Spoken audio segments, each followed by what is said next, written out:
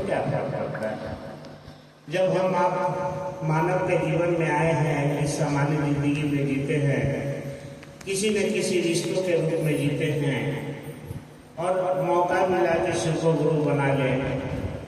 हम आप जिस तरह से जीते थे, जितना ज्ञान था, जितनी समझ थी, उतना तो कर लेते थे। लेकिन आज हमारा आपका मन भगवान शिव को अपना गुरु बना के मन समझने लगा है कि वही मंदिर के बाबा मेरे गुरु हैं और मेरे मन के महादेव हैं।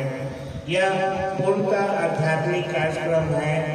आज तक उस शिव के तरफ जो हमारी आपकी चलने की विधा थी वह ईश्वर के रूप में थी, मंदिरों की यात्रा थी।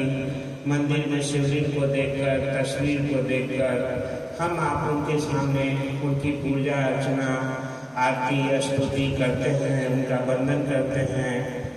लेकिन भगवान शिव की शिष्यता में कोई आरती करने की जरूरत नहीं है। बस आपके मन में एक ललक हो, एक अंतर प्रेरणा जगे कि हे शिव, आप मेरे गुरु हैं, मैं आपका शिष्य हूँ, उस शिष्य को दया कर दीजिए। और वह गुरु के रूप में मात्र दीक्षा ही देते हैं। शिव गुरु की दीक्षा ही दया ही दीक्षा है।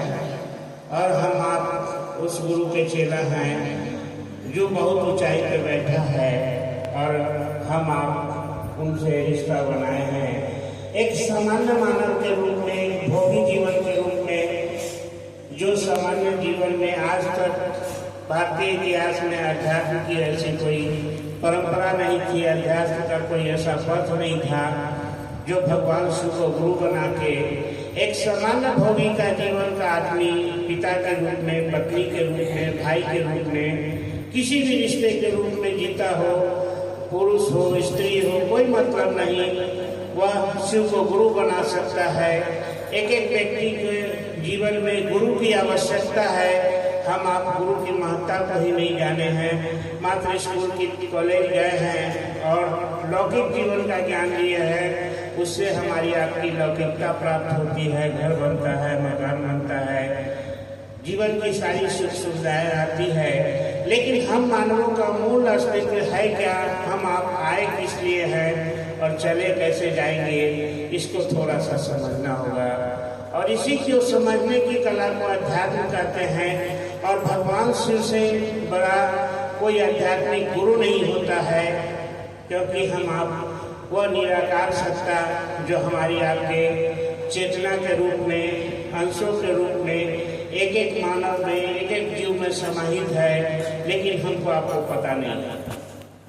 जब हम आप पहले जानते थे कि हम पिता हैं, लेकिन हमारे अंदर कोई मूल पिता है, मेरे अंदर कोई मूल पिता बैठा है, तब मैं पिता का रूप में हूँ, इस बात की समझ नहीं थी। लेकिन जैसे ही हमने आपने शिव को गुरु बनाया, हमको आपको पता चला कि अगर कोई पिता है तो उसके अंदर कोई पिता बैठा है, तभी उसकी जीवन लीला चल रही है।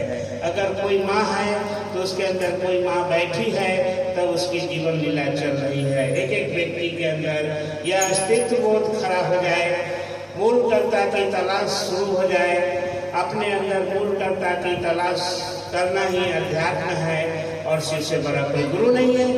बस रिश्ता हमको आपको बनाने के लिए जो हरिंद्रानंद साहब ने एकदम सरल पद्धति से जो 3 सूत्र दिए हैं, पहले में दया मांगना है कि हे शिव, आप मेरे गुरु हैं, मैं आपका शिष्य हूँ, मुझ शिष्य पे दया कर दीजिए। और जैसे जैसे हम आप दया मांगते हैं, उस गुरु की दया स्वगति से चलने लगती है। हमारा आपका मन समझने लगता है कि शिव मेरे गुरु हैं और मैं शिव का चेला। यही तरीका है अपने मन के महादेव को जगाने का। अगर अपने गुरु को प्रणाम करना है तो प्रतिदिन नमः शिवाय से प्रणाम करिए, उंगली पर करिए, सांस पे कीजिए या अजपा जप से कीजिए। 3 विधि है प्रणाम करने की। किसी भी विधि से अगर प्रणाम करते हैं वो परिणाम देगा। जैसे भी आप दया मांगते हैं वो परिणाम देगा।